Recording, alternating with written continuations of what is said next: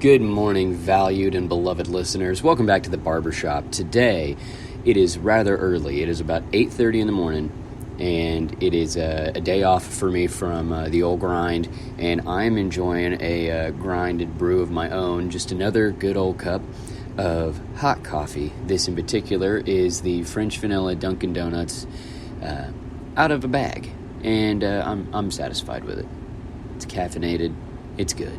I'm pretty happy. Pardon me while I take a pull. Now that the coffee is finished, it is still just a tad too early for me to break into a bottle of anything. But what I'm super excited about tonight, after I made it through a pretty solid work week, I am going to be breaking in to my Dansk mjod Mead. Now, Dansk mjod is currently, I actually have a bottle of the Viking blood Mead. Now, for those of you who are unaware, Mead is a honey-based wine that comes from a traditional Viking-esque era and time period. Instead of having access to being able to brew things like hops, barley, wheat, the Vikings had honey. They had beehives that they would take, chuck in a barrel full of water, mash it up a little bit, and leave all this goopy, yucky, floating, insect-filled grossness in a bucket. Over time, what would happen is the water would freeze. The alcohol would separate from the water and be beneath the ice layer. All of the gunk and the yuck would sink to the bottom or completely just dissolve and evaporate. And once the Vikings were ready, they would literally take an axe or a straight-up hardcore fist and punch a hole through the ice, get their horns full, cups of wood, whatever they were using, tankards that they had raided and pillaged and stolen, and just go to town, enjoying their now fermented mead, their honey water fermented mead. And that's what they would just get blitzkrieged on. They would just get blasted. I have been lucky enough in the Midwest to experience multiple different kinds of mead. Specifically, the ones that I remember directly are from the Pritel winery, the Four Brothers, Honeywood, and Chaucer's, as well as Dansk mjod, which I had to go to a more eccentric-esque alcohol store to get versus just a regular, what of our local grocery store carries. I have enjoyed the majority of all previously mentioned, and there is one in particular brand of mead that I am dying to get a hold of, but currently still is not accessible through wholesale. So I either need to go online and purchase it directly from that store, which will be crazy expensive and outrageous with shipping and proof of ID and all that jazz. Or I need to make me a fantastic trek and pilgrimage up to Brooklyn, New York to meet up with, if I'm lucky, the old school Disney star Dylan Sprouse. You heard me right. The home skillet from Zach and Cody back in 2017 became the youngest brewmaster ever at 25 years old. Back in the day, at 16 years old, Dylan started brewing mead in the garage. His dad would tell him, hey, it's cool if you want to scientifically learn how to do something and alchemize and get into the science of it. I'm the one that's going to drink it, but you can make it all you want. At 16, this kid started making alcohol, bootlegging like it was the 20s. He continued to work on his craft, following him into college, where he went to NYU, New York University, and he straight up brewed it and sold it right out of his dorm for a little bit of money. Yeah, he was breaking the law, but hey, don't we all? But he continued to perfect that over time to where he now owns All Wise Meadery out in Brooklyn, New York. He has already won awards for his mead, and I am just groveling for the opportunity to go and try this. I have homebrewed, since at least 2014, 2015, roughly. It's very simple. It's honey and water. A little bit of yeast, a little bit of nutrient, however you want to find that, whatever you need to do locally sourcing or going online, Amazoning, whatever you need. I particularly use a Levion brand D12 wine yeast and a Levion brand yeast nutrient. And that's all I do. There's measurements and all kinds of jazz. You basically need a simple carboy glassware, which is preferred. Plastic can break down. It can affect the alcohol flavor and taste. Glass stands up much better. But you can also simply use just a 1 gallon thing of water and a balloon with a hole in it. in order to capture the air as the fermentation process begins, and a bunch of gases start to bubble up from the honey as the natural sweetener and sugar, as well as all of the nutrient in the yeast to begin to react and begin to ferment. You can watch the bubbles rise, and it's a super cool process, ton of fun. I've been doing it for years. And you can just use a balloon with a hole or two popped in it so that will catch and allow the gas to escape. It's called an airlock. Otherwise, you can get a bubbler, an actual airlock that you put just a little bit of water in, and as it bubbles up, it does not allow anything to come down back into the brew, or the pitch, as it's also sometimes referred to as, before it is actually fermented. And it's just a fun, scientific-y, nerdy process. It's a lot of fun. You'll notice a kind of a gross-looking thick layer that is settled to the bottom, and that's called the cake. Basically, that is all of the dead nutrient that has been sucked dry and sapped out, and what is on top and floating is your alcohol. Most of mine has always been fairly dry when it comes out. It's very Chardonnay-y.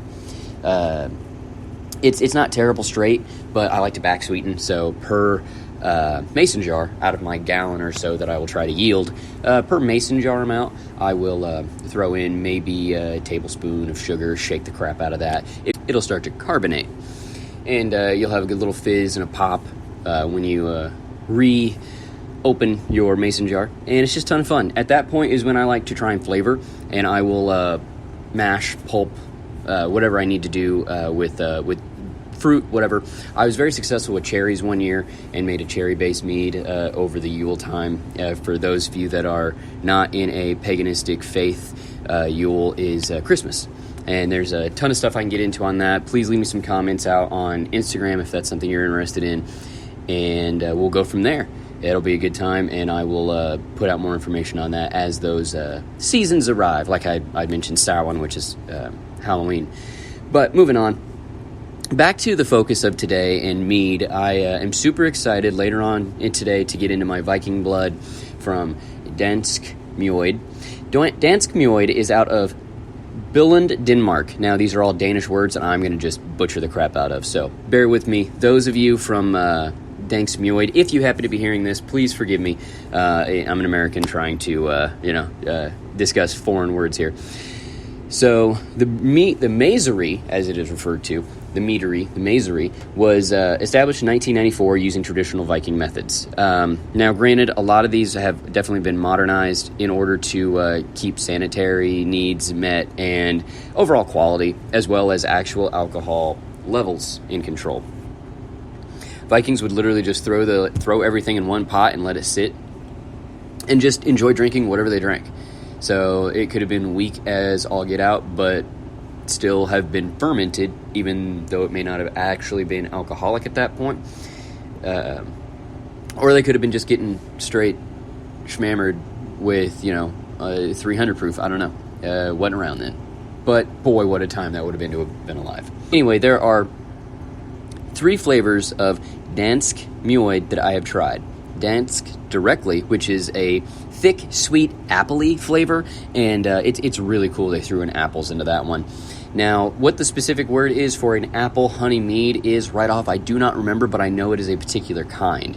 And mead just continues to break down into subclasses of fruits, not necessarily vegetables, but I know that there's some twisted people that have thrown that in there.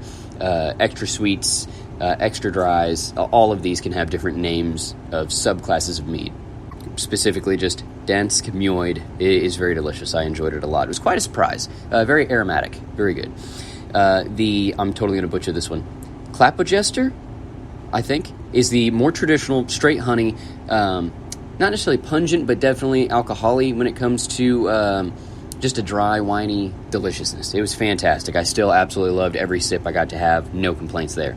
The Viking blood is a tad syrupy. Some people have stated that it's almost like a childhood medicine-y flavor. I think they're nuts because this is fantastically fruity. It is very seasonal to me, in my opinion. It is very full of flavor, and I don't necessarily taste much alcohol in it myself, but I don't want to necessarily say I'm incredibly toleranced, but my overall background of military and prior law enforcement and drinking habits that I've had in the past yeah, I think I can hold my own a little bit. So I don't notice much alcohol in it because I just get swept up in the flavor, and it's fantastic. It's absolutely worthwhile.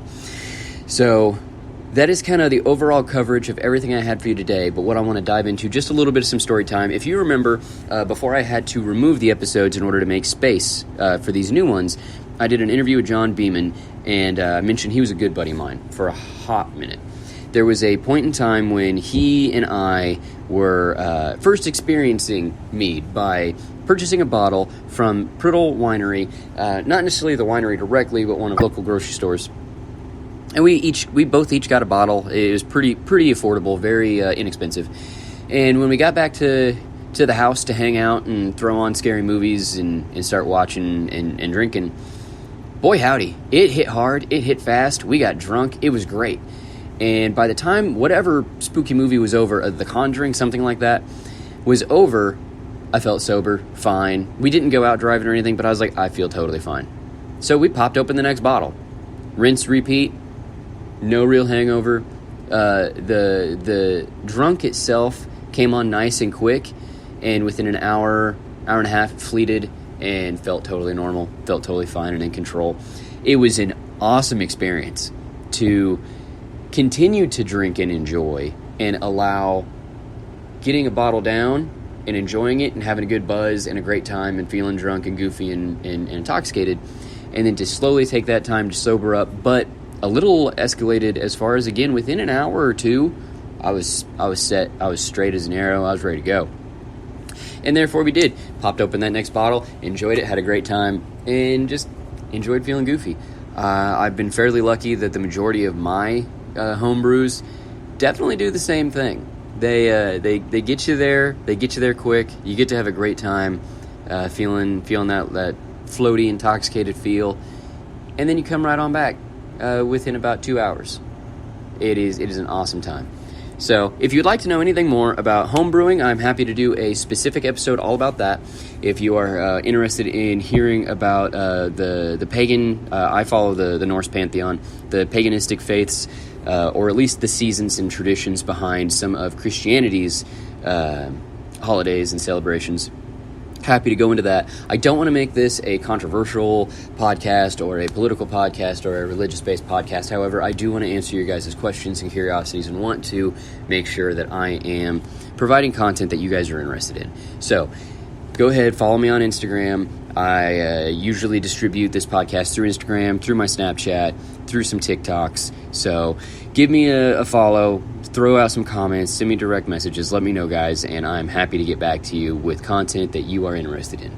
As long as the lights are on and there's beer, or in this case mead, in the fridge, there will always be the barbershop.